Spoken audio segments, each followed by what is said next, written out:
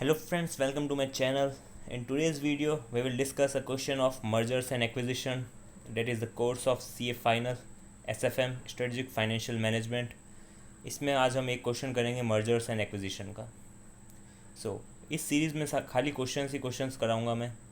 Total 25 questions होंगे. आज के इस वीडियो में हम पहला क्वेश्चन डिस्कस करेंगे जिसमें आपको बेसिक अंडरस्टैंडिंग क्लियर हो जाएगी. फर्स्ट स्टार्ट करते हैं क्वेश्चन को. M limited is studying a possible acquisition of T limited. यानी मर्जर में मैंने आपको बताया था, मर्जर हो या एक्विजिशन हो, दो कंपनीज होगी. पहली कंपनी होगी एक्वायरर, दूसरी कंपनी होगी target. Acquire company target company को ख़रीदने की कोशिश करेगी या मर्ज होने की कोशिश करेगी. फर्स्ट इसमें एक्वायर कंपनी कौन है और टारगेट कंपनी कौन है, आपको बेसिक अंडरस्टैंडिंग क्लियर हो चुकी है. मैं ये एज्यूम करके चल रहा हूँ. इसमें M लिमिटेड होगी acquire company, because M limited is trying to acquire T limited, जो कि होगी हमारी target company. T limited target company है, M लिमिटेड एक्वायर कंपनी है. सबसे पहले मर्जर एक्विजिशन का क्वेश्चन पढ़ते टाइम हमको ये डिसाइड करना है कि कौन सी कंपनी एक्वायरर है, कौन सी कंपनी टारगेट है. Next, the following data are available in respect to two firms before amalgamation. अब इन दोनों कंपनीज की बिफोर अमालगमेशन की कुछ डिटेल्स दे रखी है. M limited and T limited. Earnings after tax, यानी टैक्स डिडक्ट करने के बाद जो भी अर्निंग्स है, M लिमिटेड की है 2.5 लाख, T लिमिटेड की है 75,000. Number of equity shares M limited के 50,000, T लिमिटेड के 12,500. अब हम इससे क्या निकाल सकते हैं, EPS. अभी निकाल देते हैं EPS.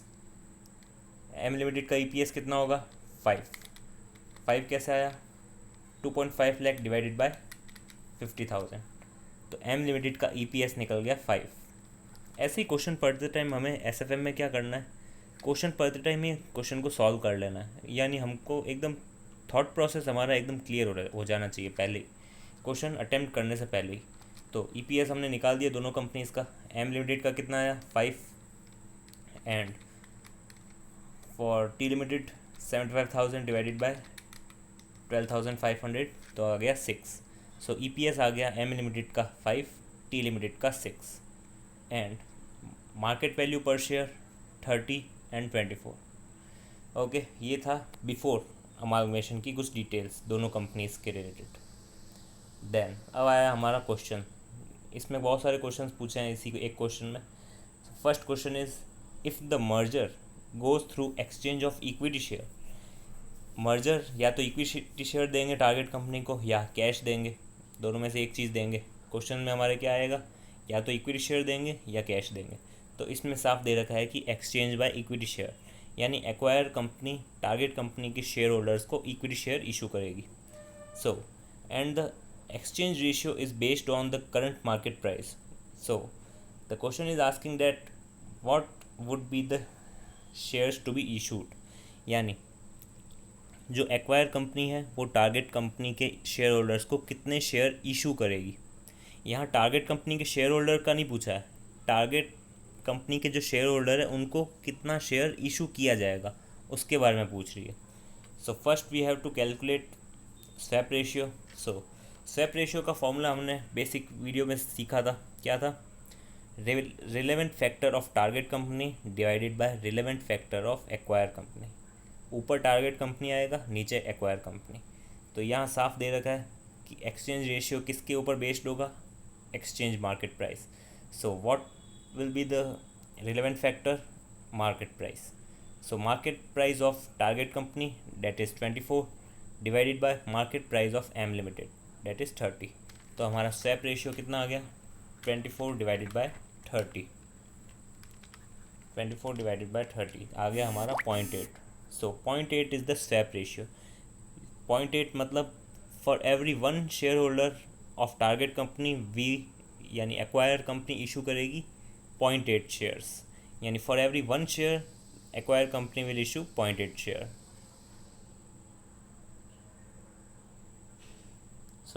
स्वैप रेशियो निकल गया. Then we have to calculate what would be the share to be issued.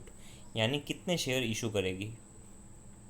सो कितने total number of share holder हैं टारगेट कंपनी के 12,500। तो 12,500 शेयर होल्डर है, but for every one share it will issue 0.8, so into we will into 0.8, so 10,000. So the answer is 10,000 share will be issued to the target company shareholders.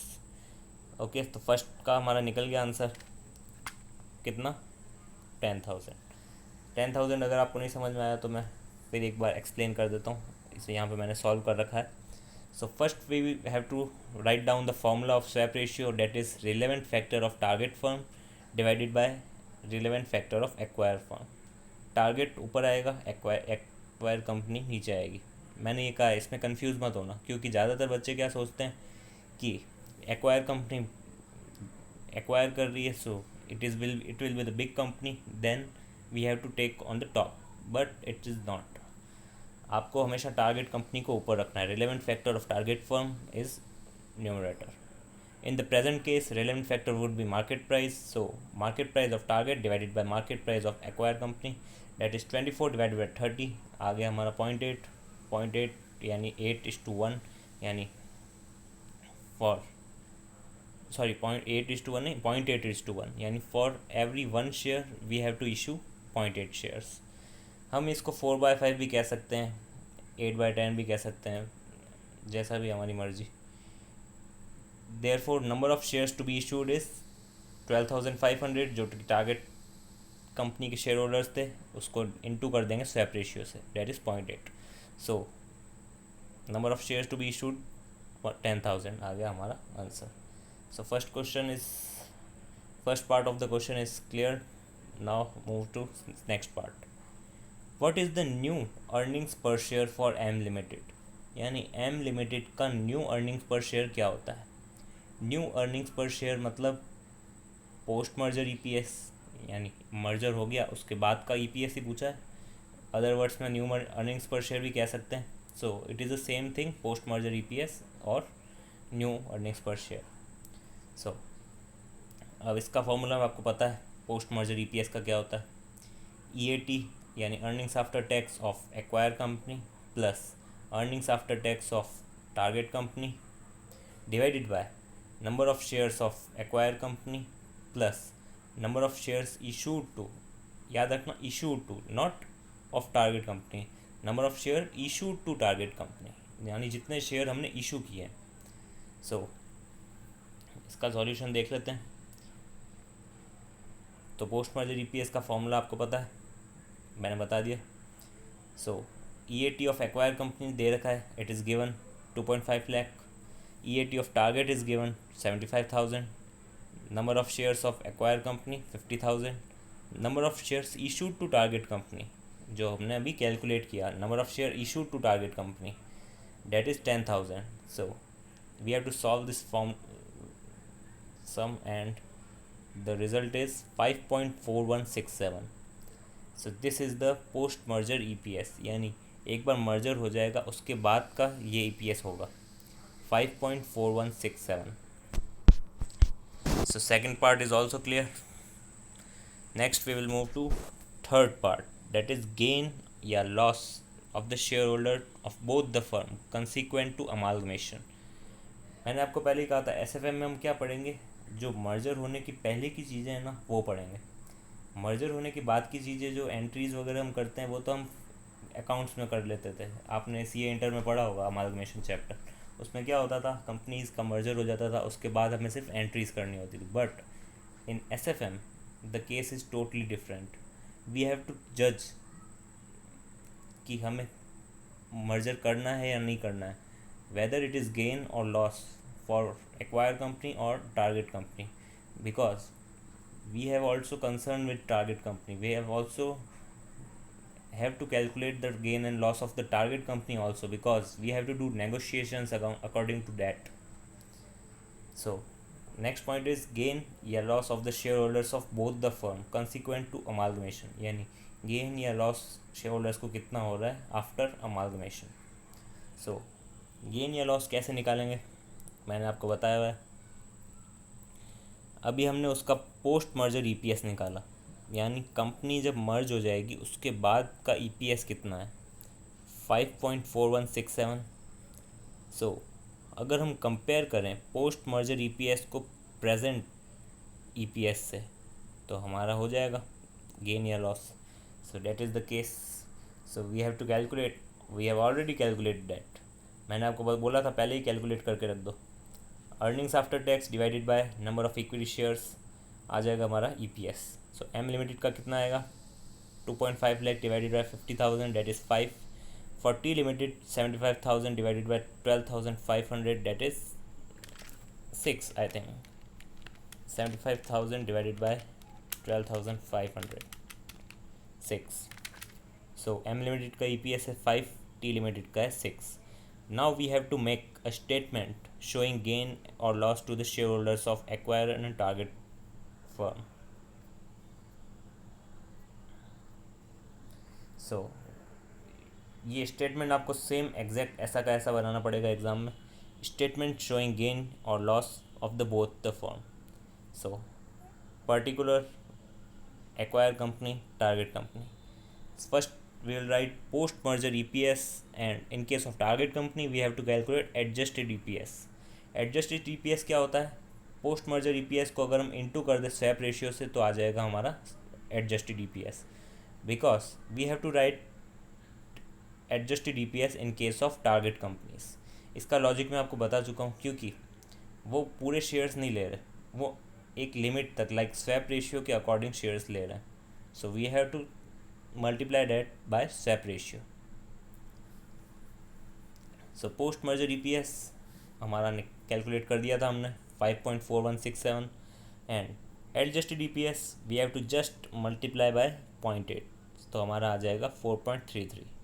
तो ये हमारा आ गया post merger EPS and adjusted EPS. Now we will deduct pre merger EPS, यानी हमारा post merger निकाल दिया हमने, उसके ये तो आफ्टर आ गया। अब बिफोर कितना था, तभी तो हम गेन या लॉस निकाल पाएंगे। अगर हम आफ्टर को डिडक्ट करें बिफोर से, तभी तो हमें पता चलेगा हमारा गेन हो रहा है या लॉस हो रहा है। सो प्री मर्जर ईपीएस कितना निकाला था हमने, 5 and 6। So we have to deduct that. Now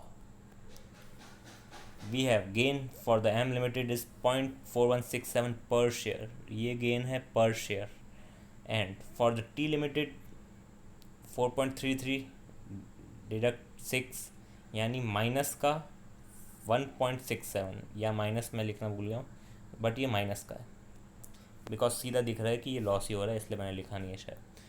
4.33 less 6 that is minus 1.67, that is loss per share to the target firm. But we have to calculate total gain or loss. तो total कैसे निकालेंगे, just multiply it by original number of shares, यानी जो original number of shares थे 50,000 पहले, और target company के कितने थे, नॉट 10,000, 12,500, मैं कह रहा हूँ original shares. So we have to take here original shares because gain or loss always calculated on original shares. So we have to multiply it, then the answer is gain to the acquirer 20835, loss to the target 20875, approx दोनों equally है। सो ये point का difference है इसलिए थोड़ा सा difference आ रहा है, but we have to take, इस एसएफएम में आपका कभी भी 20-30 का डिफरेंस है, just ignore it because it is not relevant in SFM subject. So इसमें आपका एक का जितना प्रॉफिट हो रहा है उतना ही दूसरे का लॉस हो रहा है। इससे हमें क्या पता चलता है कि there is no synergy in it, यानी किसी भी तरह का ऑपरेशनल बेनिफिट नहीं हुआ कंपनी को, जस्ट हमने कंपनी को एक्वायर किया, टारगेट कंपनी का जितना लॉस हुआ उतना हमारा प्रॉफिट हुआ। बट अब इस डील से आपको क्या लगता है, टारगेट कंपनी रेडी होगी इस डील को करने के लिए? नहीं। तो डेट्स वाई मैं कह रहा हूँ कि आपको टारगेट कंपनी के बारे में भी सोचना पड़ेगा कि उनका प्रॉफिट हो रहा है या नहीं, because if there is no win win situation there is no deal to be happen. अगर आपको डील करनी है तो you have to calculate a win win situation.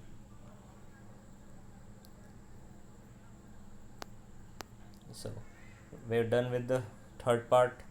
Now next is rework gain or loss, आपको वापस gain या loss निकालना पड़ेगा।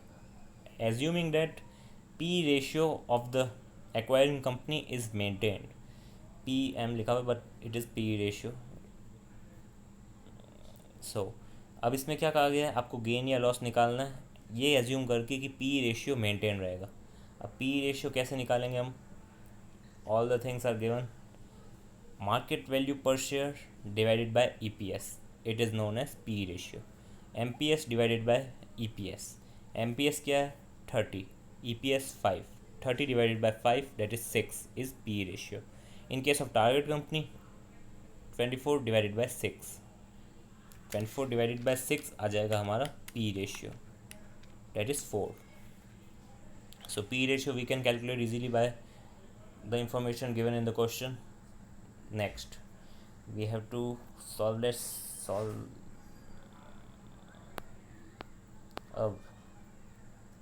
अब ये जो पी रेशियो दे रखा है ये हमने निकाल दिया, बट इसमें गेन या लॉस कैसे निकालेंगे, बाय मार्केट प्राइस। क्यों, बिकॉज इसमें पी रेशियो का पॉइंट आ गया क्वेश्चन में। अगर कभी भी पी रेशियो का पॉइंट आ जाए सो ये मान लेना आपको ईपीएस से नहीं, आपको मार्केट प्राइस के ज़रिए प्रॉफिट या लॉस निकालना है। बिकॉज गेन या लॉस दो तरीके से हो सकते हैं, या तो ईपीएस से कैलकुलेट करो या एमपीएस से। ईपीएस से हम कर चुके हैं, now we will calculate by market price per share.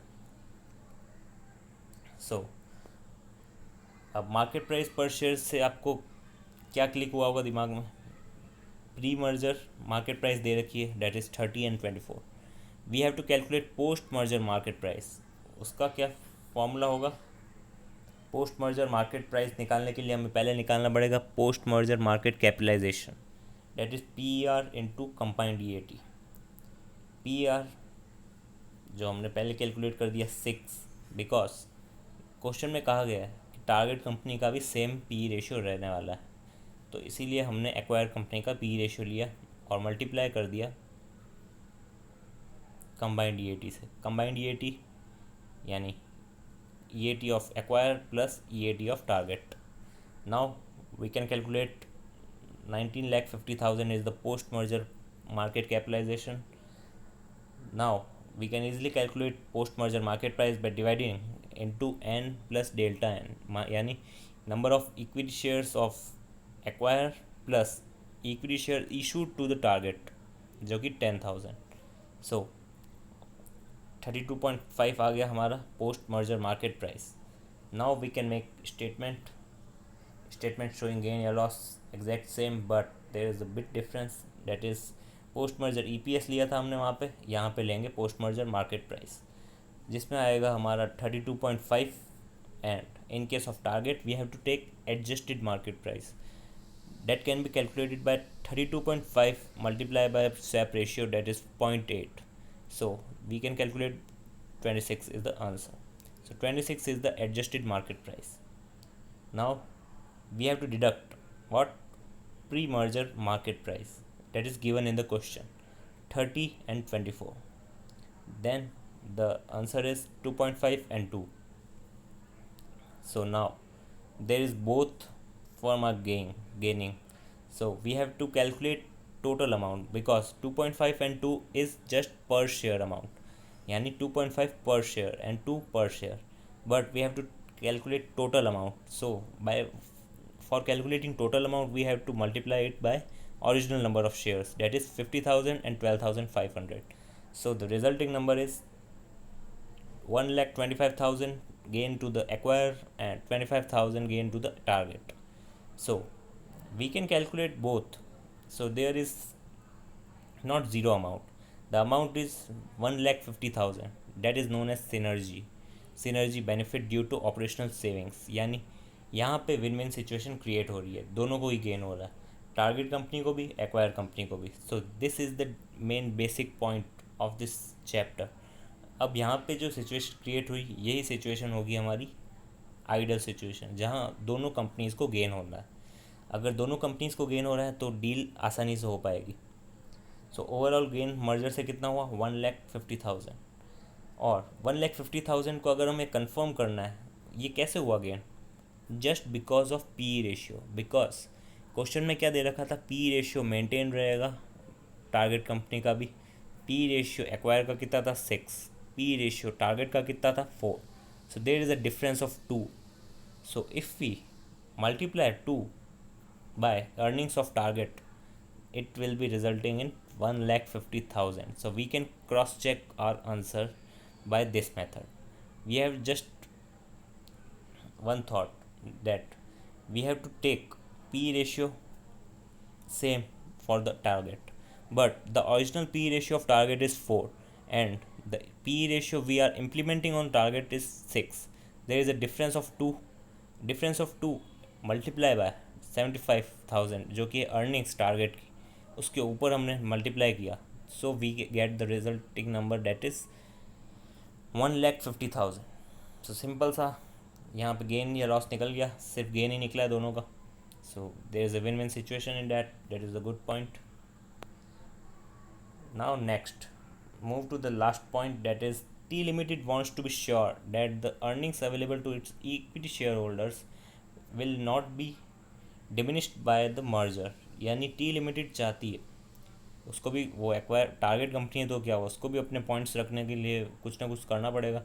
तो वो पॉइंट रख रही है कि उसको अर्निंग्स जो है हमारा, जो उसका ईपीएस है, वो चाहती है कि उस वो डिमिनिश्ड ना हो, यानी कम ना हो by merger. So in that case, what would be the exchange ratio? Now you have to click that what is the relevant factor. In prior case, relevant factor is market price, but in this case the relevant factor is earnings. So we can easily calculate new swap ratio by relevant factor of target divided by relevant factor of acquirer. So what is the relevant factor? That is earnings. We cannot take total earnings, we have to take earnings per share, EPS. So what is the EPS of target? 6. EPS of target हमने calculate किया था,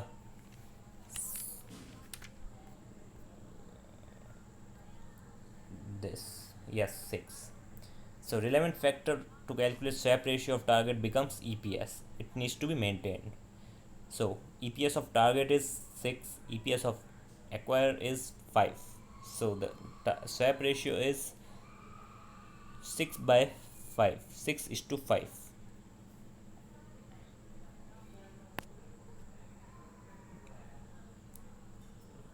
This is not 12:1, it is 1.2:1.